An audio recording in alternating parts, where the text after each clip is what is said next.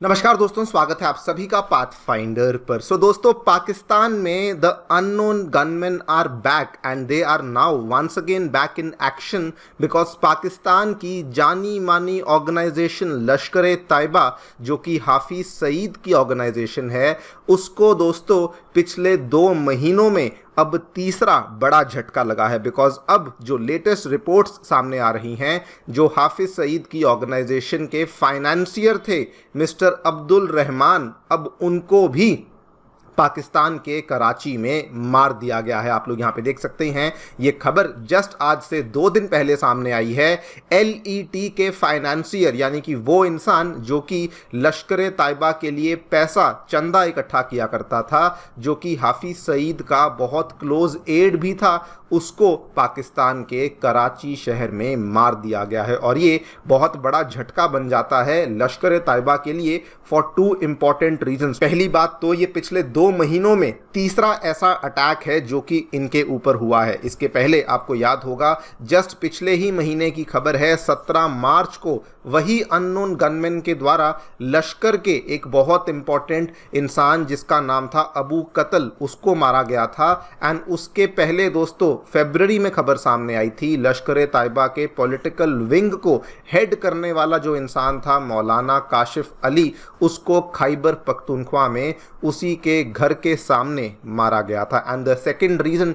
जिसकी वजह से ये और भी बड़ा झटका बन जाता है लश्कर के लिए, बिकॉज दोस्तों ये सारी की सारी चीज़ें जो हो रही हैं, इसके चलते पाकिस्तान की दूसरी बड़ी ऑर्गेनाइजेशन जैश, उसने भी अब लश्कर के साथ अपने संबंधों को तोड़ना शुरू कर दिया है। आप लोग यहाँ पे अगेन देखिए, जैश और लश्कर के बीच में जो दरारें हैं वो बढ़ती जा रही हैं। एंड ऑब्वियसली इस पूरी चीज़ का बहुत बड़ा फ़ायदा हालांकि भारत को हो रहा है, लेकिन इस पूरी चीज़ के चलते इंडिया ने भी अपनी स्ट्रैटेजी में, जम्मू कश्मीर की स्ट्रैटेजी में बहुत सारे चेंजेस को अनाउंस कर दिया है। ये जो भी डेवलपमेंट्स हुई हैं इनके बारे में तो चर्चा करेंगे ही करेंगे, ये कैसे बहुत बड़ा सेटबैक है लश्कर के लिए उसको भी समझने का प्रयास करेंगे, और इंडिया यहाँ पे अपनी स्ट्रैटेजी को कैसे चेंज कर रहा है उसको भी हम लोग जानने का प्रयास करेंगे। आइए शुरू करते हैं मेरे साथ। मेरा नाम है अनिरुद्ध। यदि आप लोग हमें फॉलो करना चाहते हैं, हमारे लेक्चर्स के अपडेट्स को प्राप्त करना चाहते हैं, तो यहाँ पर दिए गए टेलीग्राम चैनल्स के माध्यम से ऐसा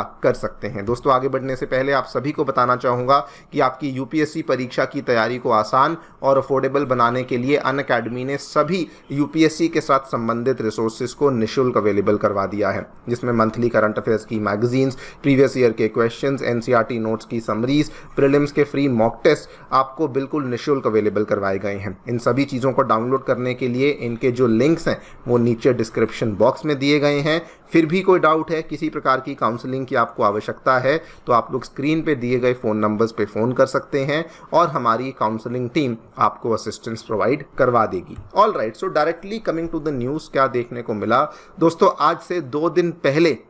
जिस दिन ईद का दिन था, उस दिन लश्कर तैयबा के एक टॉप फाइनेंसियर और जो हाफिज सईद का एक बहुत क्लोज एड था, उसको अनआइडेंटिफाइड गनमैन के द्वारा पाकिस्तान के कराची में मारा गया है। और ऑब्वियसली ये सारी की सारी घटना जब हुई, उसके बाद उसको आइडेंटिफाई किया गया कि जी हाँ, ये वही वाला अब्दुल रहमान है जो कि LET के साथ बहुत ज़्यादा क्लोज टाइज रखता है। वैसे आपको बता दूं, इस पूरी चीज़ को लेकर एक प्रॉपर वीडियो थी जिसको कैप्चर किया गया था, जिसमें दिखाया कि किस तरीके से मोटरसाइकिल पे 2 इंसान आए, जिसमें से एक इंसान उतरा और उसने अंधाधुन उतर के फायरिंग करनी शुरू कर दी। ये दिन दहाड़े ये सारा का सारा सीन हुआ था, और उसके बाद उसको मार के वो अपनी ही बाइक पे वापस बैठा और वहां से भाग गया। आप इस वीडियो को सोशल मीडिया पर भी जाके देख सकते हैं। हम लोग उसको यहाँ पे नहीं दिखा सकते बिकॉज ऑफ कॉपीराइट रीजंस, लेकिन ये वाली जो वीडियो है सोशल मीडिया पे जगह जगह पे इसको वायरल भी किया गया था। आपको ये भी बता दूं कि जिस इंसान यानी कि अब्दुल रहमान जिसको मारा गया है, ये वहाँ पे एक एंटी शिया पार्टी है जिसका नाम है अहले सुन्नत वल जमात, उसका तो ये मेंबर है ही है, लेकिन ये मोर इम्पॉर्टेंटली लश्कर तैयबा के लिए फाइनेंसर का काम करता था, यानी कि फंड्स इकट्ठा करने का काम करता था। ये देखिए, रिपोर्ट्स में ये बताया गया है कि he was a very very prominent financier for the लश्कर तैयबा, और इसका जो मेन काम था वो यही था कि लश्कर के लिए फाइनेंशियल सपोर्ट को इकट्ठा करना है। असल में इसके कई सारे कॉन्टैक्ट्स थे, जिसकी जिसकी वजह से जो ये कॉन्टैक्ट्स थे ये इसको आकर के यहाँ पे पैसा प्रोवाइड करते थे। ये उन सारे पैसों को इकट्ठा करता था और अल्टीमेटली उस पैसे को अपने सीक्रेट तरीके से हायर अथॉरिटीज़ के पास ये वाले पैसे को भेजा करता था। और ये मेनली एक बहुत इन्फ्लुएंशियल पर्सन इसलिए था बिकॉज इसके कई सारे डीप कनेक्शंस थे जिसकी वजह से ये फंड्स को मैनेज करता था और फंड्स को लश्कर तायबा तक भी पहुंचाने का काम करता था। खैर, ये जो भी चीज़ें हुई हैं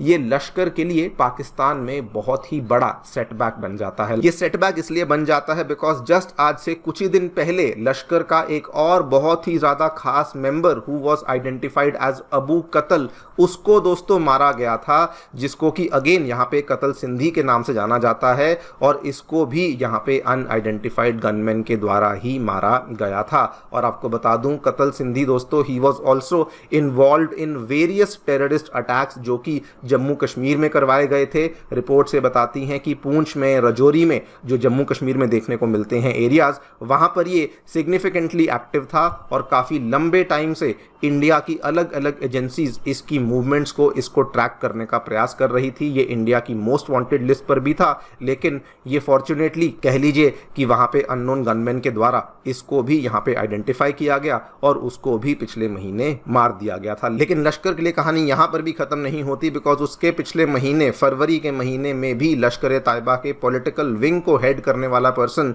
who was known by the name of मौलाना काशिफ अली, इसको भी अननोन गनमैन के द्वारा पाकिस्तान के खैबर पख्तूनख्वा के प्रोविंस में मार दिया गया था। और दोस्तों लश्कर की मुश्किलें यहां पर भी खत्म नहीं होती बिकॉज अब नई रिपोर्ट्स सामने आ रही हैं एज पर विच ये बताया जा रहा है कि पाकिस्तान की दो बड़ी बड़ी ऑर्गेनाइजेशंस, जिसमें लश्कर तायबा तो है ही लेकिन उसके साथ में जैश ए मोहम्मद, इनके बीच में भी जो डिफरेंसेस हैं ये बहुत ज़्यादा बढ़ चुके हैं। आइडियोलॉजिकली भी ये ऑलरेडी बहुत सारे डिफरेंसेस हमें देखने को मिलते थे बिकॉज आपको बता दूं जैश ए मोहम्मद जो है वो दियोबंदी सेक्ट को फॉलो करता था, लेकिन जो लश्कर तायबा है वो अहले हदीथ सेक्ट को फॉलो करता था। लेकिन अब दोस्तों यहाँ पर डिफरेंसेस बहुत बढ़ चुके हैं बिकॉज रिपोर्ट्स बता रही हैं कि दोनों संगठनों में किस तरीके से साउथ एशिया में अटैक्स होने चाहिए, उसको लेके क्या स्ट्रैटेजी होनी चाहिए, वो दोनों संगठनों में वहाँ पर कंसेंसस नहीं बन पा रहा है। और ये सारी की सारी चीज़ को लेकर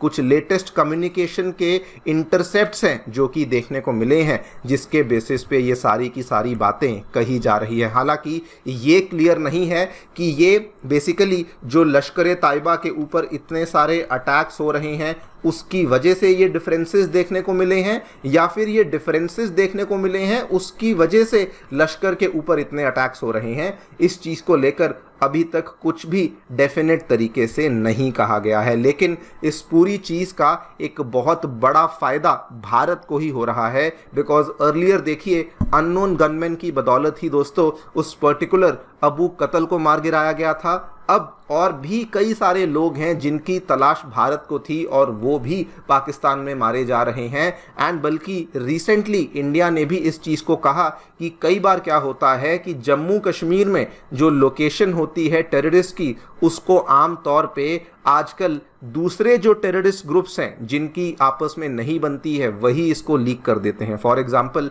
एक मामला सामने आया था जिसमें कि एक इंसान जिसको कि LET यानी कि लश्कर तायबा के द्वारा ही कैप्चर कर लिया गया था, इट लेटर टर्न्ड आउट कि वो असल में जैश ए मोहम्मद का ही टेररिस्ट है। यानी कि पाकिस्तान के ही ग्रुप्स में आपस में इतनी तगड़ी राइवलरी शुरू हो चुकी है कि आधा तो इंडियन एजेंसीज का काम यही वाले ग्रुप्स यहाँ पर हमारे लिए कर दे रहे हैं। और इसीलिए इंडिया ने कहा है कि बिकॉज ये वाले चेंजेस अब हमें पाकिस्तान में देखने को मिल रहे हैं, इसके चलते इंडिया भी अब अपनी जम्मू कश्मीर में स्ट्रैटेजी को चेंज करने वाला है। देखते हैं क्या होता है। आपकी दोस्तों इस चीज़ को लेके क्या राय है डेफिनेटली बताएं कमेंट सेक्शन में। Thank you so much for listening, stay tuned and